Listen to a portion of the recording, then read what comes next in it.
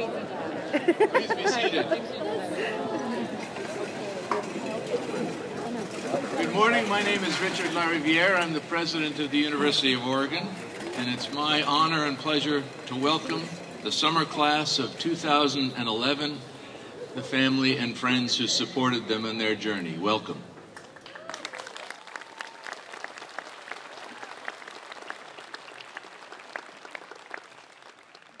I would like to recognize other members of the platform party who are with us today to celebrate commencement, but will not be formally speaking during the program. Sandra Morgan, Vice Provost for Graduate Studies. David Frank, Dean, Robert D. Clark Honors College. Michael Bullis, Dean, College of Education. Timothy Gleason, Dean, School of Journalism and Communication. Francis Dyke, Vice President for Finance and Administration, and Robin Holmes, Vice President for Student Affairs.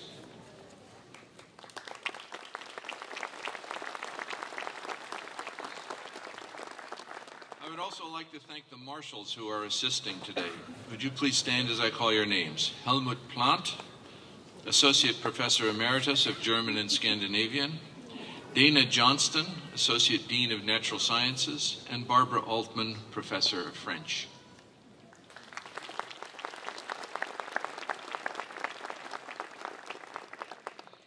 Today is a milestone. I hope, and indeed I believe, that each of you receiving degrees today can say that this has been a challenging, meaningful, intellectually stimulating, and joyful learning experience. Your degree means something. That O stands for opportunity, and your degree will change your life forever. My own parents were products of the Great Depression. They had nothing. They didn't have the opportunity to attend college, but they valued higher education more deeply than they had any right to. I was the first in my family to have this privilege. It enriched and shaped my life completely. That's the power of education. That's the power of the University of Oregon. And that's what this day is about. I'm going to end my brief introductory remarks by sharing with you some words of advice that I gave to our freshman class at convocation last fall, when they had just arrived on the campus. I told them to thank the people who helped them get here. And for you here today, you can add the people who helped you get through here. Thank your parents. Thank your teachers. Thank your friends. Thank the bankers.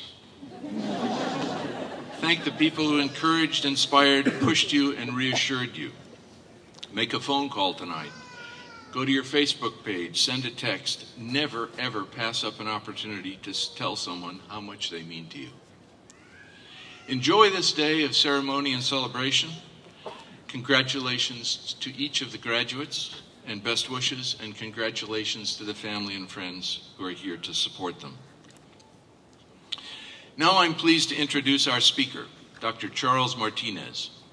Dr. Martinez grew up in Southern California, about 150 miles from where his grandparents settled after their families emigrated from Mexico. He was a first-generation college student who graduated with honors from Pitzer College in 1991 with a degree in psychology. He completed his master's and doctoral studies in clinical psychology from the California School of Professional Psychology before coming to Eugene on a National Institute of Health postdoctoral fellowship in 1997. In 1998, he joined the University of Oregon as a faculty member in the College of Education. In 2005, his noted expertise led him into administration, where he became the University of Oregon's Chief Diversity Officer and then Vice President. As Vice President, Dr. Martinez provides central leadership for campus-wide diversity efforts, represents the university in its diversity programs, and works diligently with central administration to prioritize initiatives that serve the diversity goals and central education mission of our university. As a scholar in the area of minority health disparities and cross-cultural prevention research, Dr. Martinez also works as research scientist at the nonprofit Oregon Social Learning Center in Eugene, where he directs the Latino research team.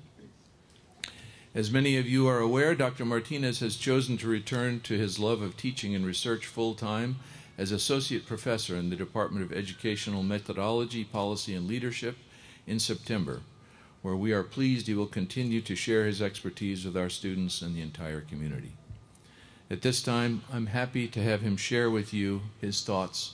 Please welcome Dr. Charles Martinez.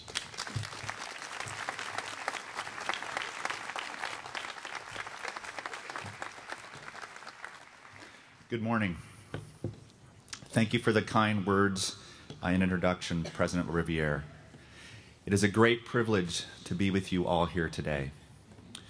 First, I would like to personally acknowledge the family and friends of the students whose successes we are celebrating today, for your support, sacrifices, and perhaps even a little prodding along the way. We honor and congratulate you.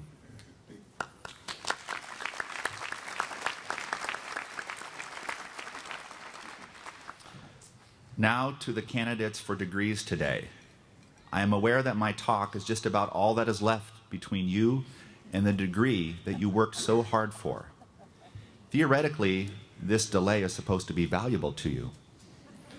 It's designed to give you some keen insight and wisdom with which you will use to guide your future. Yet, while the purpose of giving commencement remarks is perhaps valuable, the effect of giving one is more likely to be underwhelming. Yay for me. Why is that? Well, first, a little self-disclosure. I have no striking pearls of wisdom to share today, no sage advice to give. Second, even if I did somehow hold the secrets to a happy life, the context of giving a commencement address has a tendency to transform even novel ideas into apparent cliches and reinforce the feeling that you have heard it all before and therefore will not remember any of it. Of course, if you're the speaker, it helps to refrain from using such phrases as, "This is the first day of the rest of your life," that with great power comes great responsibility, and that the current generation messed things up, but you can make the world a better place. Thankfully, I've now gotten those out of the way. The cliches and common routines that frequent graduation speeches exist for many reasons. Perhaps most importantly, because they are supposed to speak to some generalized truth. And maybe they do. But for me, I have learned in my work and in life that individual context matters. And those generalities just don't work that well when we think about our unique lives. So now that I've covered the terrain about why this speech is likely destined to failure, you might be asking how I plan to go about it. Fair question. My plan is to fall back on a basic strategy I learned from my family at a very early age. I will speak from my specific experience, from my heart, and share a few of those personal experiences and observations that have made a difference in steering the course of my life. Maybe you will find them useful in the unique context of yours, or maybe not. Either way, I am especially motivated today because we share a unique bond. At the same time each of you are transitioning into the next phase of your life, so too am I, as I near the completion of my term as Vice President for Institutional Equity and Diversity. And reflecting on this transition, the points I share today represent some of the advice I really could have used along the way. Number one, be present. Not too long ago, I was asked to give a distinguished alumni talk at my undergraduate alma mater. I was honored to do it, and before my talk, enjoyed walking around the campus, visiting classes, and catching up with former professors. The evening of my talk, I reflected on what a truly beautiful and extraordinary place the campus was, noting that I remembered very little of it from my time as a student, and chalking that up to my youth. My former professors had a different explanation, however. They commented about how serious and driven I was as a student, always studying, sitting in the front row of my classes, and doing extra work. To them, it was no surprise that I had missed so much of the overall experience due to my intense focus. It dawned on me that they were right. I approached my education with a consumer mentality. As a first-generation college student, and a third-generation Latino kid from San Diego, I worked excessively hard, avoiding missing classes, and sat in the front row because I knew how much the opportunity meant to me, and I was paying for it. While the intensity of my focus had some positive effects, including allowing me to graduate in 4 years despite working full-time, it also acted as a buffer against my having a full participatory experience in college, to see the beauty of the campus, and maybe to laugh and play a little more. We spend a lot of time thinking about the past, reliving our mistakes, wishing we could take some action back, being angry about times we were hurt by others. We also invest a lot of energy in thinking about the future, planning for something wonderful, worrying about meeting others' expectations, or being anxious about what might happen if we messed up. While it is inevitable that we think about the past and the future, it's important to be present, in the moment, truly experiencing life in real time. Truth is, we are all challenged by this. As a father now, for me, the stakes are higher. I have to consciously practice being in the moment every day because time moves along so quickly. Today you are graduating. Are you here in this moment? Or are you thinking about what you will do later today? Maybe what you're going to do with the rest of your life. Maybe you're thinking about something that happened last week or last month that bothered you. Be in this moment right now. Be present. Second, learn how to really listen. I've spent a fair amount of my life doing the talking. Being an academic no doubt contributed to this tendency. In situations where I was less sure of myself, I somehow figured that my value in others' eyes was determined mostly by what I had to say. Listening, truly listening, is not easy. It requires all of your attention. It is tracking and understanding not just what others are saying, but what they're not saying. It requires being open to someone else's frame of reference and checking your own assumptions. It requires patience. But when you have truly listened and understood the message, it makes it more likely that when you do speak, your words will be meaningful to others. Don't mistake listening with agreeing. We have all been told, "You don't listen to me," by others who probably mean, "You don't agree with me and are not doing what I said." Listening does not mean agreeing, but it is the precursor to understanding, problem solving, negotiation, and compromise. Number 3, understand that being educated and being smart are not the same thing. Mark Twain said, "What gets us into trouble is not what we don't know. It's what we know for sure that just ain't so." You would not be here today without a very real sense of the value of the degree you have earned. Indeed, education is a powerful tool and a key ingredient for setting up a lifelong trajectory of success. But let's put that education in context. Without the proper perspective, education has the potential to encourage us to think we know more than we do and can make us less likely to challenge our own assumptions. In the worst case, we may become so confident in our own judgment that we fail to see our limitations. In the late 1990s, psychologists Justin Kruger and David Dunning conducted seminal research into self-perceptions of competence and incompetence.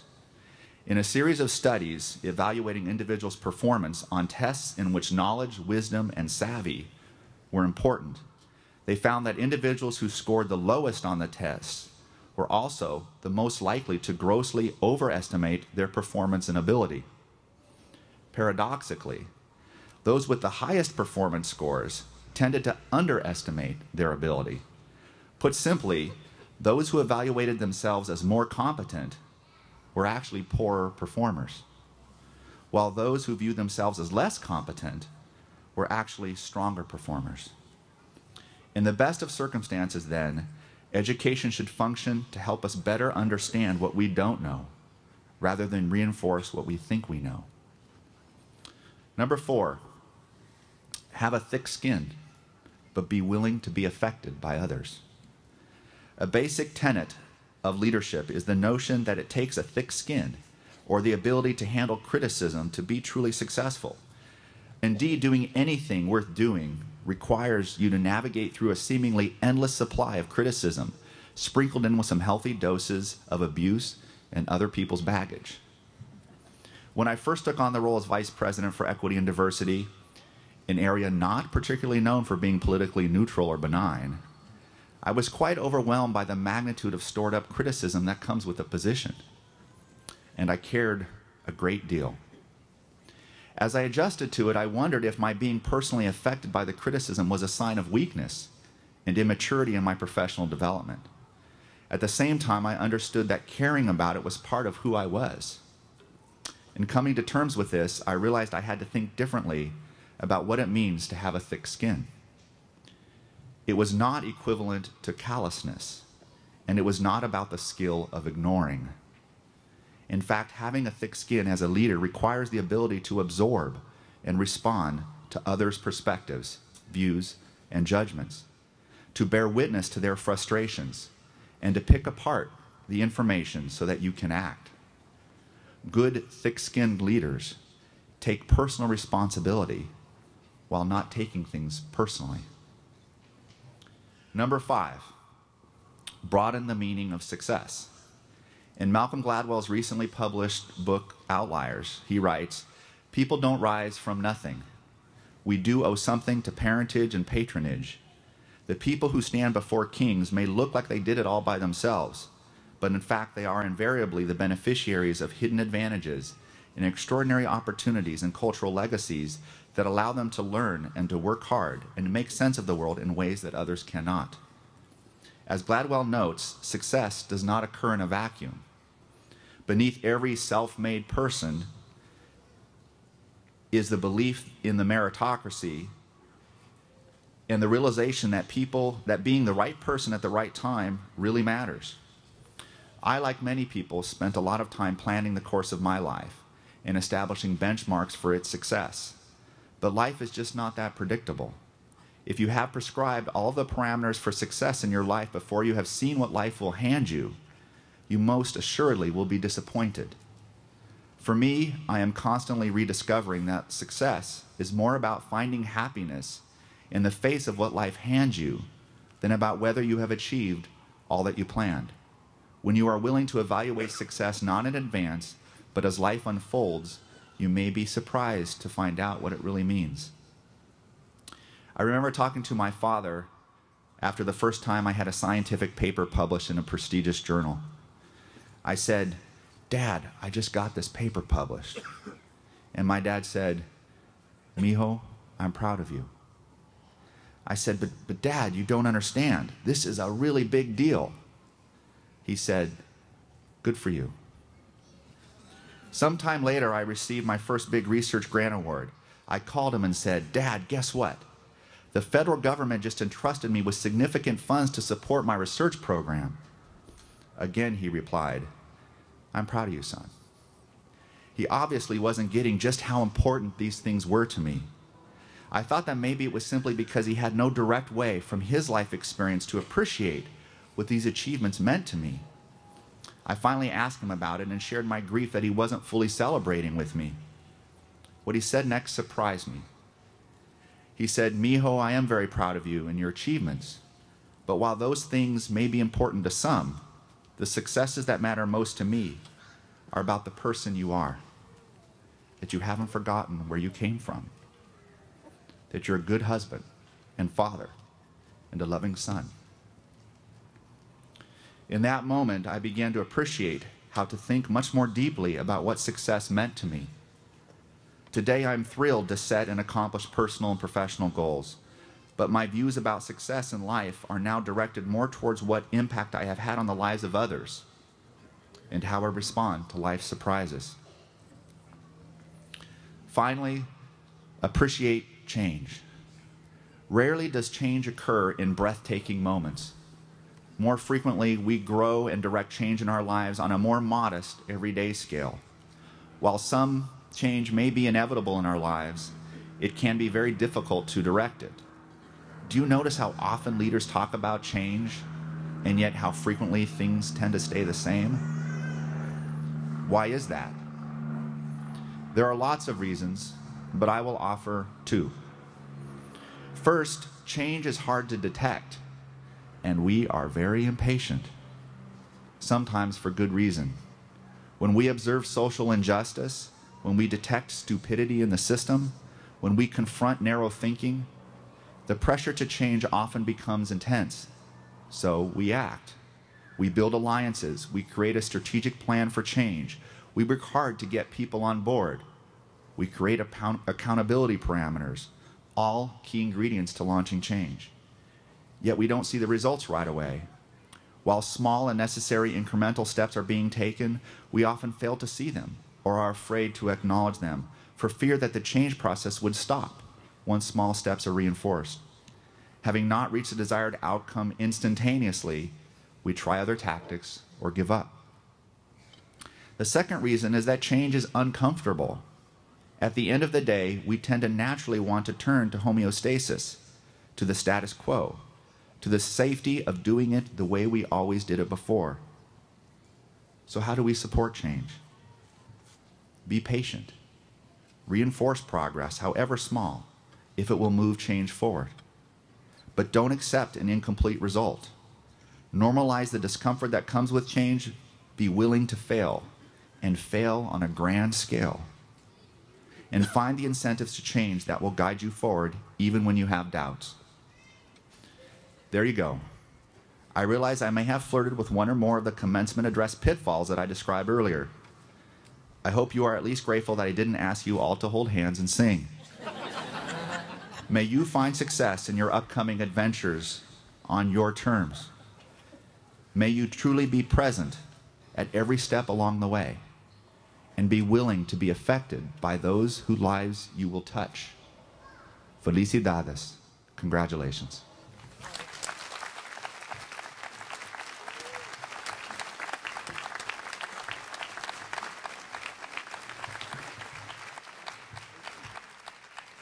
Thank you very much, Dr. Martinez, for that nearly cliche-free commencement speech. Now I'm pleased to introduce Dr. James Bean, our provost, and ask him to come forward and begin the presentation of the candidates. Dr. Bean.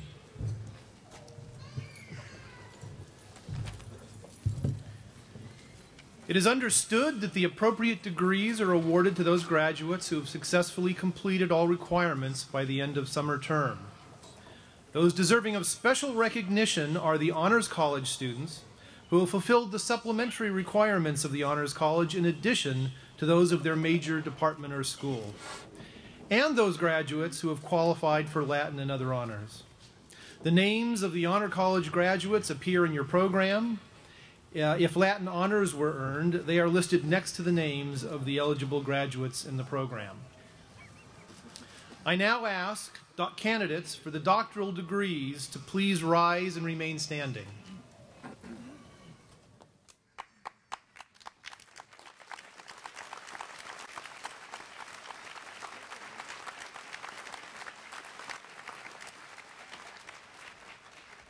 President Lariviere, the candidates for doctoral degrees are presented to you for conferral of the appropriate degrees.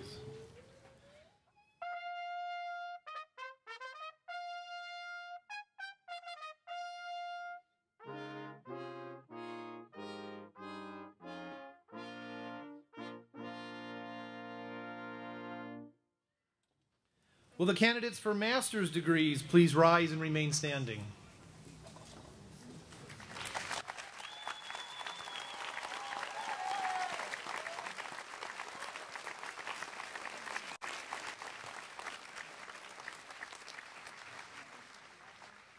President Lariviere, the candidates for master's degrees are presented to you for conferral of the appropriate degrees.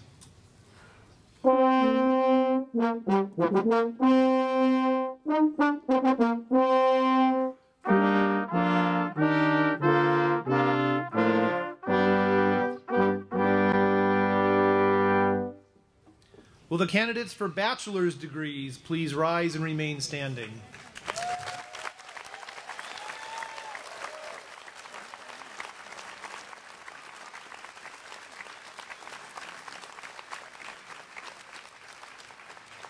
President Lariviere, the candidates for bachelor's degrees are presented to you for conferral of the appropriate degrees.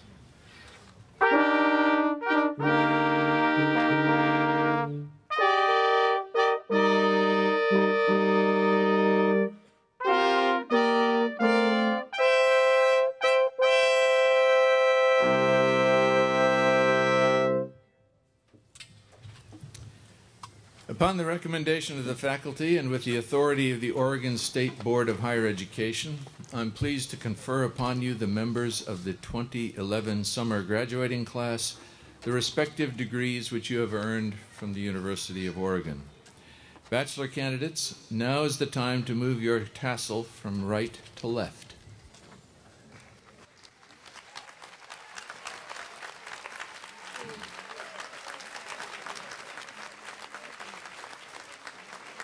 Now you may all be seated. And I would like to introduce now Kimberly Espy, Vice President for Research and Innovation and Dean of the Graduate School, and Scott Coltrane, Dean of the College of Arts and Sciences, who will assist me and Provost Bean in recognizing the graduates.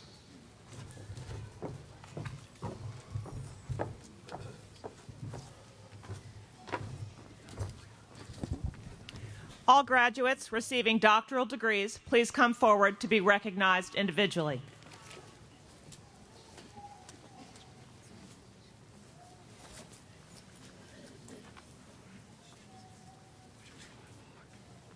Mark Joseph Ryan, Economics, Advisor Van Kulpen. I think you go up there. Oh, sorry, down that way. Don't ask me.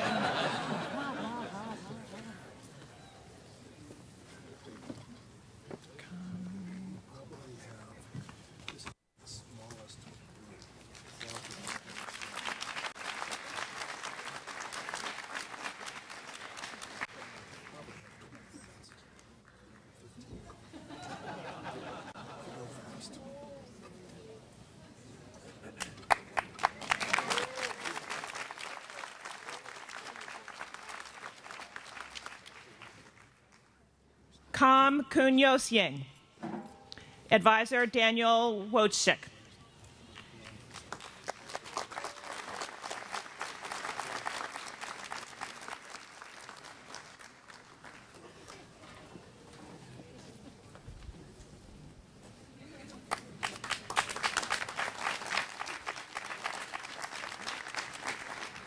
Rachel Edford, Advisor Karen Ford.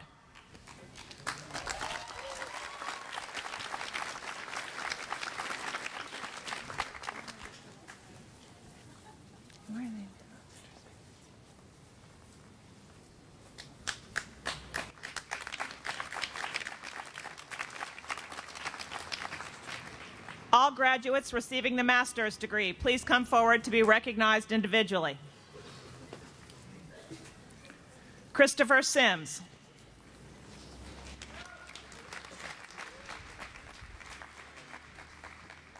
Nicholas Gernon.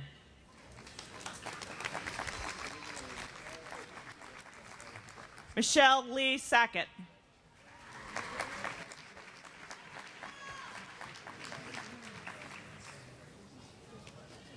Milton Jackson, Jr.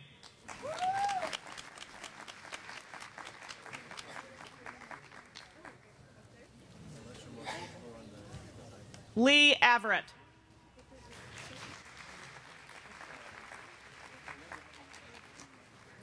Mark Ritchie.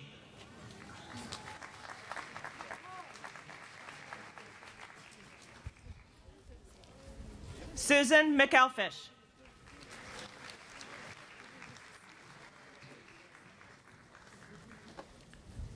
Janice May Fong Yik.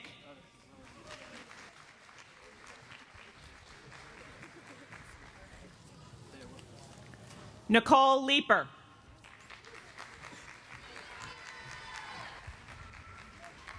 Hope Angel.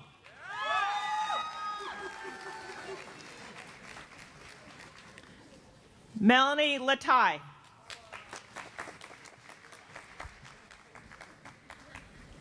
Neva Nicolato.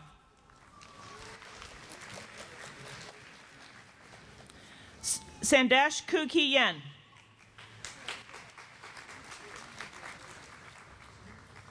Li Shin Yang.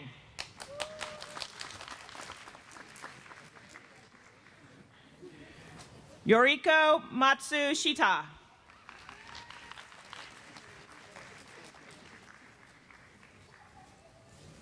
Andrew Howard.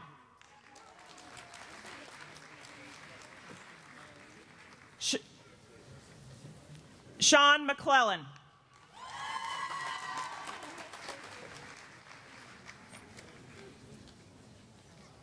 Sujung Cho.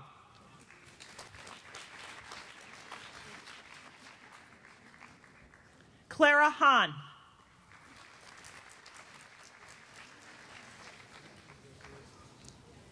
Hee Jin Yao.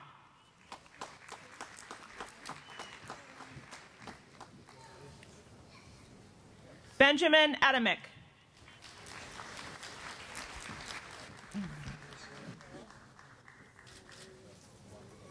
Kyung Hee King.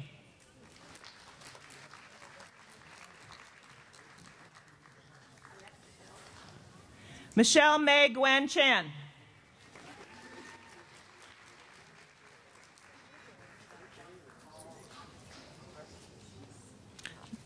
Jahi Jung.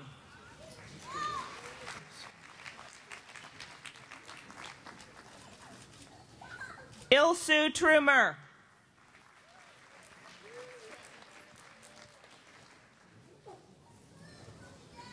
Eric Renner.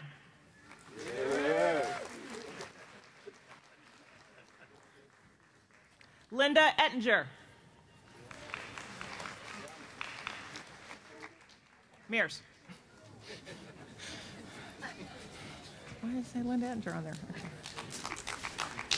Jordan Lane Radke.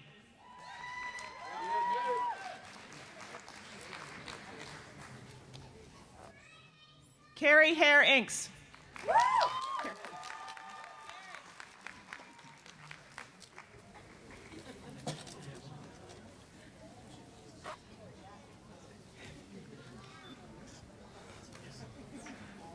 Michael Rita.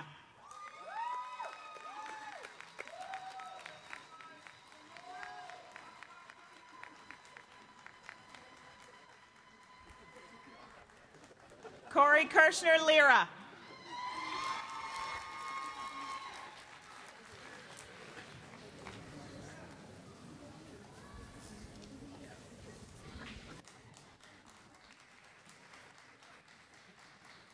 Jennifer Tyler.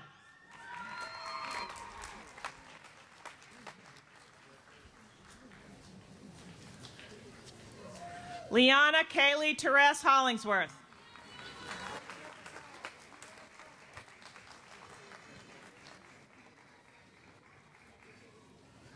Paul Walter Keppo.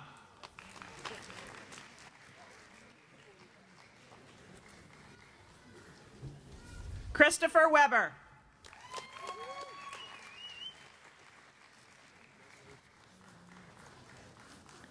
Jonathan Esty.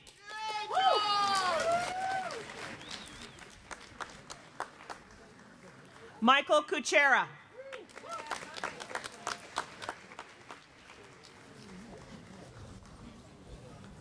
Jane Burek.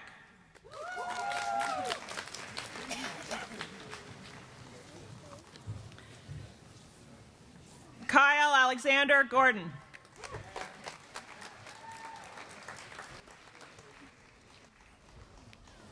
Elizabeth Beckett.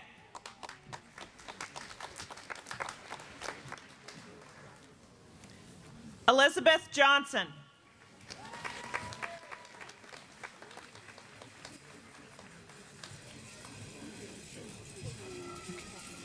Brittany Kaken.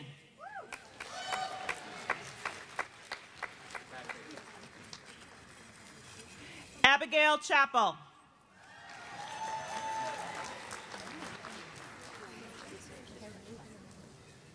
Sarah Deneen.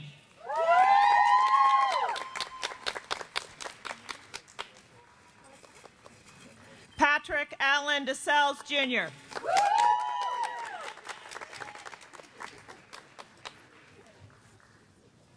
Caitlin Delgado.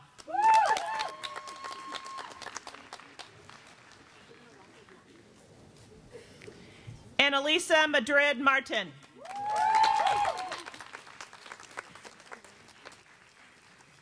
Gretchen Thielman.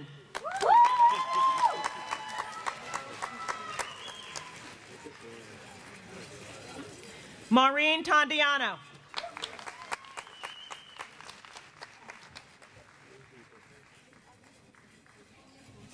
Yumin Lee.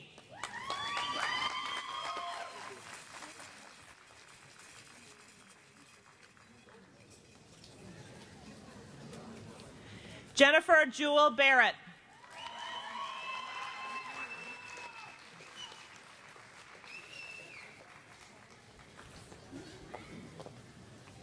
Twyla White Bull.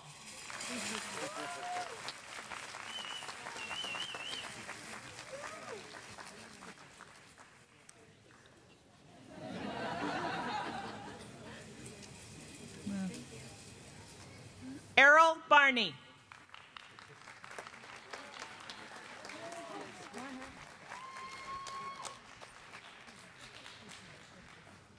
Vanessa Johnson.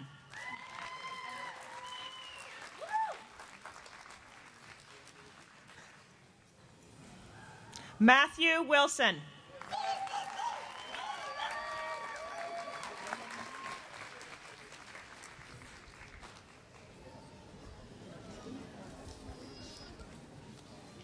Wenwen Dong.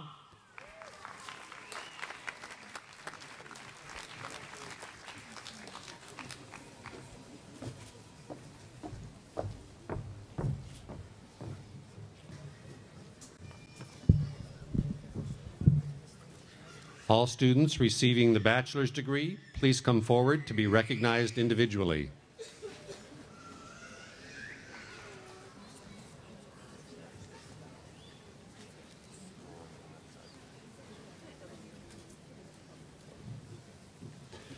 Craig Child, Psychology.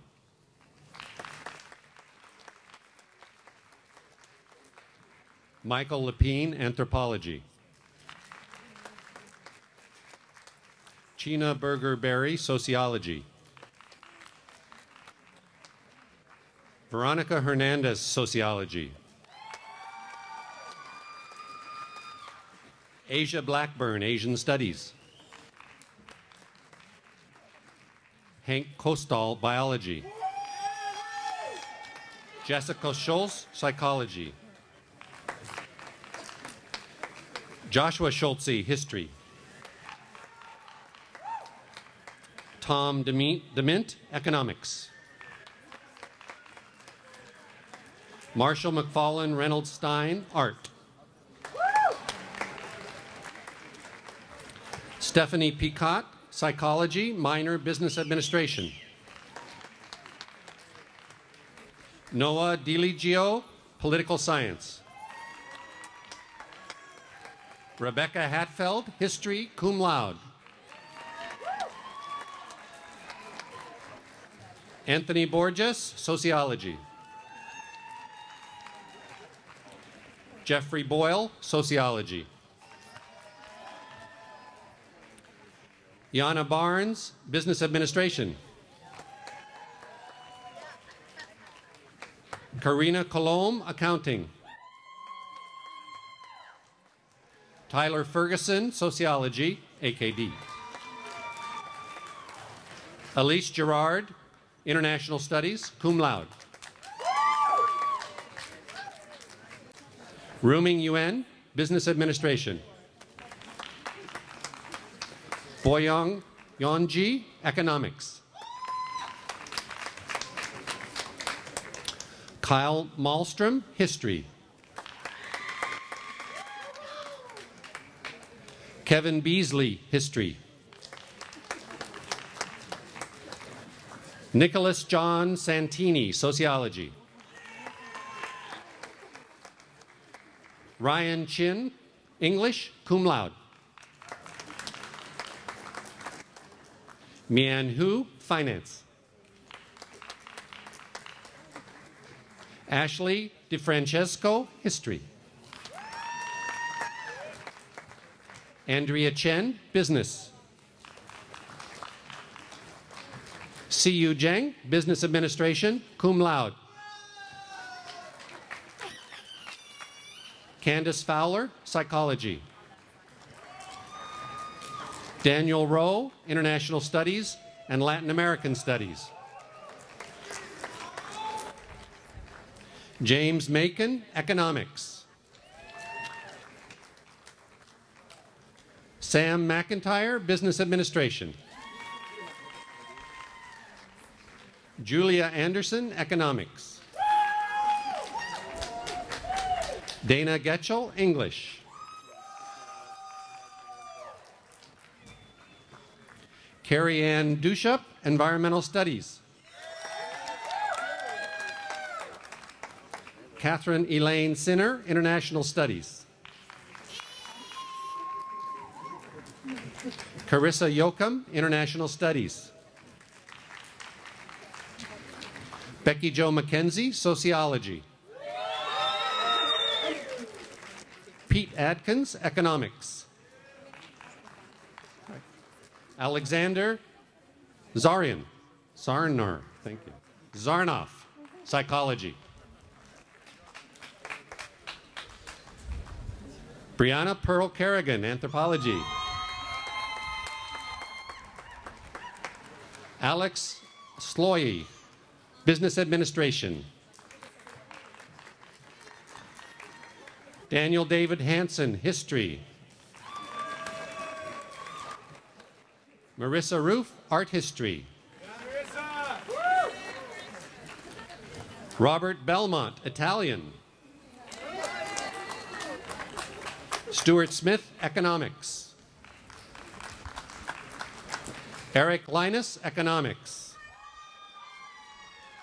Matthew Sims, International Studies. Tim Eldridge, Political Science and Sociology. Heather Dowdy, Psychology. Anne-Marie Fitzenny, International Studies, cum laude. Khadija Abdul Halakai, International Studies. Janet Lynn Johnson, Sociology. Hannah Mattingly, Journalism. Peter Bernardo, Geography. Brendan Chapman, History.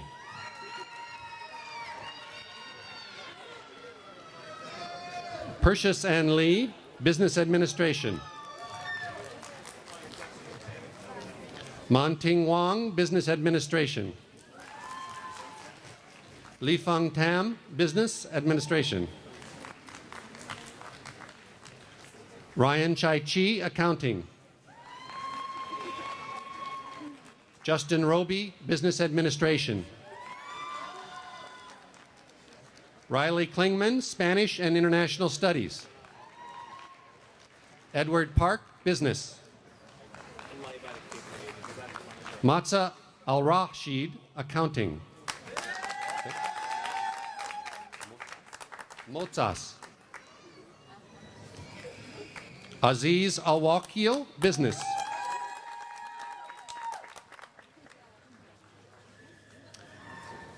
Michaela Austin, English, cum laude. Harriet Riley, Philosophy. Erica Hawkersmith, Psychology and Sociology. Amy Jones, Psychology with a minor in Latin.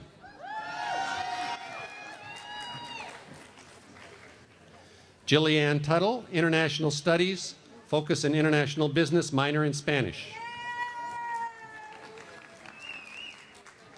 Bryn Shepard, Psychology, minor in Business. Charlie Mae Jackson, Marine Biology. Khalid Alfalata,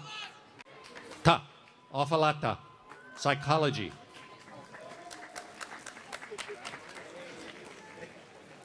Adam Stefanik, Economics. Christopher John Beauchamp, Political Science, minor Art History.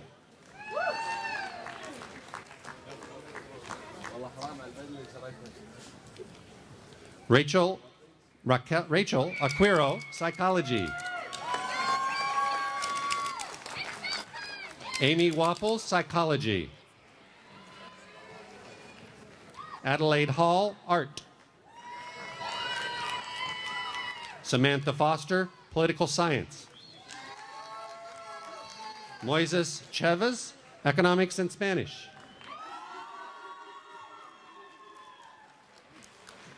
Yasser Al-Dawood, Economics. Mubarak Abalas Hassan, Accounting. Jeffrey Perry, Mathematics. Patrick Walrow, Psychology. Catherine Mundall, Psychology. Lauren Simpson, Economics. Cody Berger, Sociology.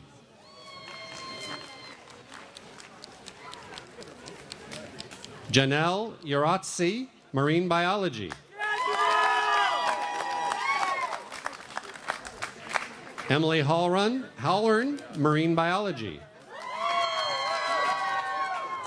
Mallory Rogers, Sociology and English.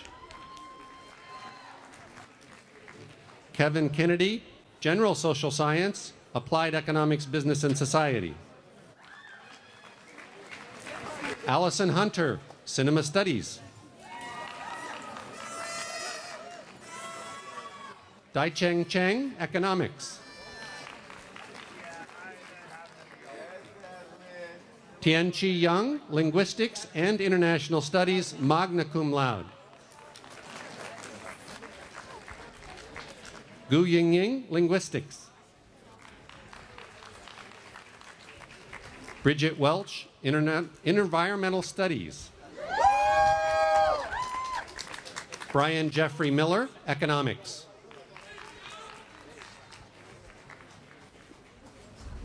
Jasmine Hanako Anderson, Psychology. Casey Grismore, Sociology. Keith Walker, Linguistics. Kira Holman, Psychology. Crystal McMoney's, Political Science. Tiva Cian Adkins, Spanish. Mackenzie Doyle, Economics. Sarah Gerlach, Environmental Science. Fahad Al Nasser, Economics.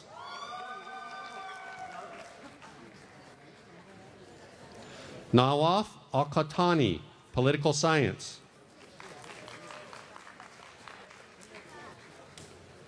Thamer Al-Suleiman, Economics.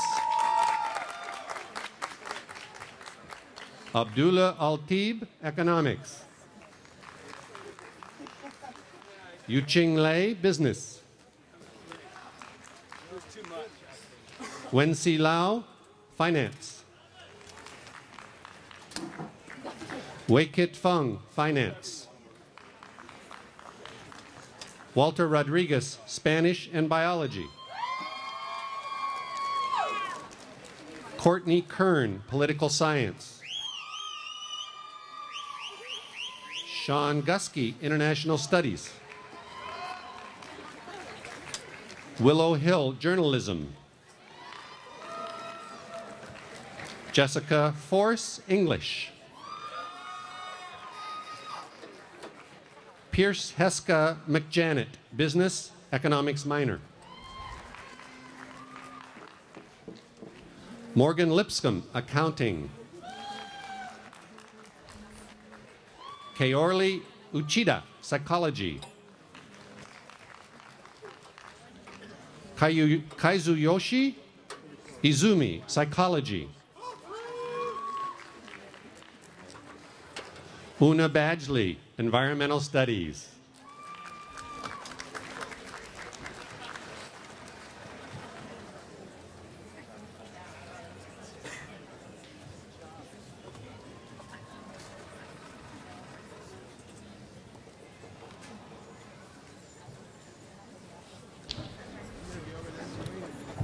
Well, it's now time to conclude our commencement ceremony.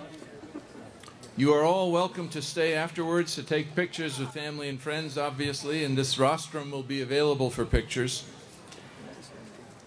And I want to congratulate all of you, students, graduates, parents, friends, yet again. The platform members will now lead the recession of our ceremony participants. Congratulations again, and remember that for the rest of your lives, you graduates, no matter what context, even beyond the rest of your lives, you are now part of the University of Oregon family, and you will be identified with the University of Oregon from now on. Congratulations.